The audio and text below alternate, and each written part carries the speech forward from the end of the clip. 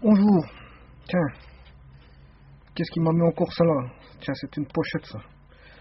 En fait, c'est un sac à main pour prendre tes pochettes. Et en fait, comme c'est plastique, apparemment c'est antistatique. Voilà. Donc, c'est une sacoche antistatique. Mais je sais pas qui est-ce qui m'a positionné ça. En fait, c'est pas moi qui ai fait le cadrage, j'ai retrouvé ça sur mon tableau. Qu'est-ce qu'il est indiqué?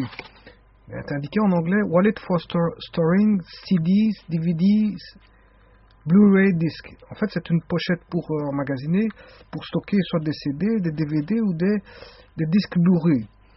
Comes with a carrying strap. Donc, c'est fourni avec une sangle de portable. With foam padding. Apparemment, c'est avec un rembourrage en mousse. For maximum protection during transportation. Donc, pour un maximum comment est-ce qu'on appelle ça, de protection pour le transport. Mais apparemment, ça, c'est comment est-ce qu'on appelle ça, un sac à main pour pochette antistatique. Et qu'est-ce qu'ils disent en français? Pochette permettant de ranger des CD, des DVD, des Blu-ray, pochette antistatique d'autre qualité, chose qu'ils ne disent pas en anglais. Ils n'ont pas repris que c'est une pochette antistatique d'autre qualité.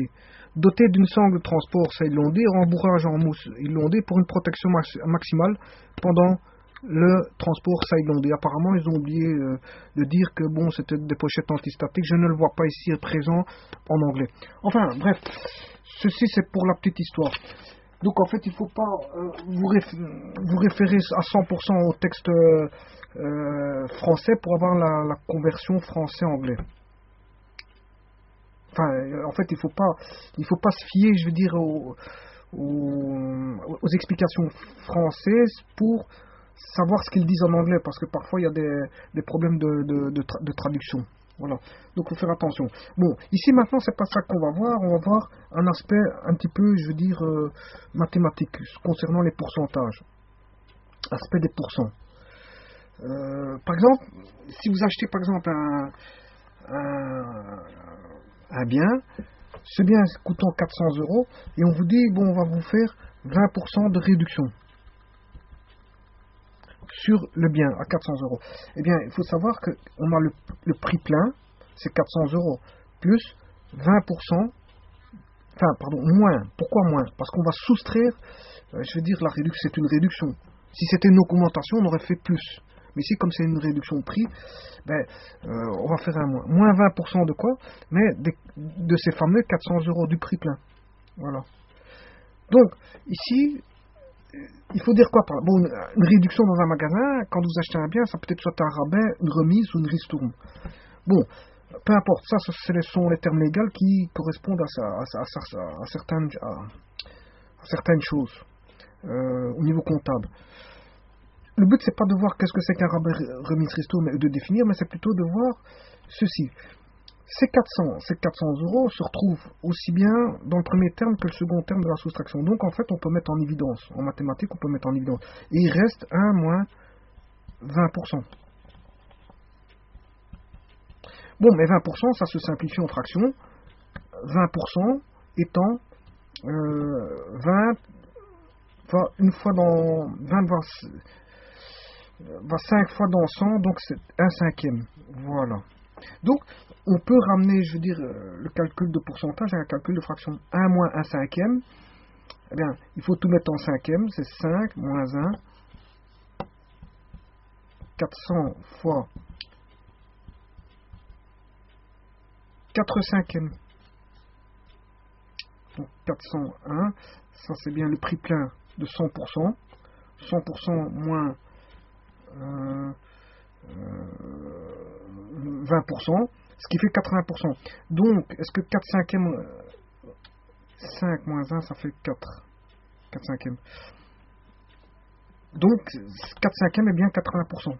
Donc, ici, sur 400 euros, dire appliquer 20%, mais en fait, on a dit 20%. 20%, c'est quoi?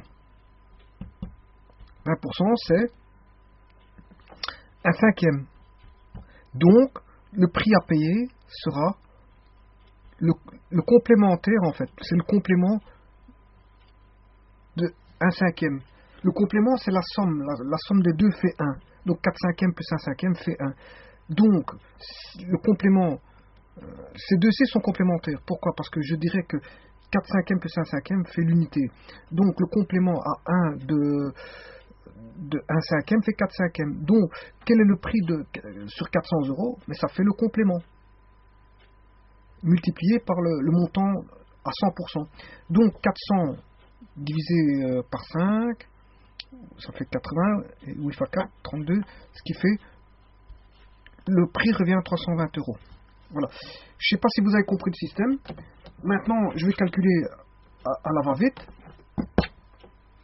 Si je demande pour 500 €, quel est le prix à payer si vous avez un montant de 10%, eh bien, le complément, ça c'est de 10%, c'est combien? C'est 90%, donc vous allez faire 50 fois 90%.